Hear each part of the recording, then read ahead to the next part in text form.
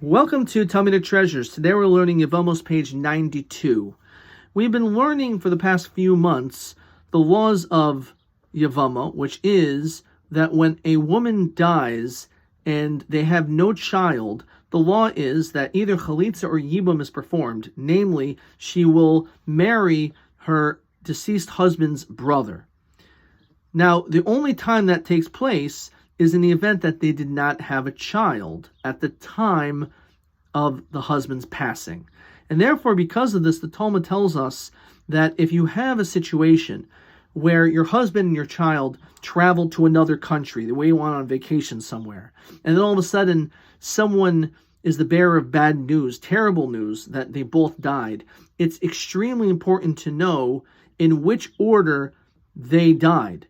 Because if, let's say, the husband died first, and then only afterwards their child, that means at that moment when the husband died, they had a child together. And since they have a child at that moment, even though it's for a few minutes, at that moment, she no longer does yibum, and she could marry whoever she wants. However, if it was the other way around, let's say the child died, and then afterwards the husband, even though they had a child together, but since at the time in which her husband died, they had no child together, at that moment they didn't have a live child, so now she must do yibum, and she's not allowed to marry anyone she wants until yibum or chalitza are performed.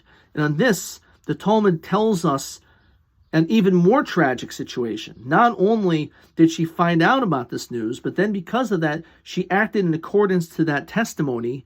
And then, for whatever reason, they came back and said, you know what?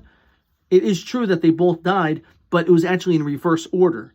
And because it was in reverse order, that became problematic. Either that she ended up marrying this other guy who she was supposed to instead do yibum, or she did yibum when she was supposed to marry this other person. And because of all of these different issues, not only would it affect the relationship, but it also affects the children that are in that relationship afterwards.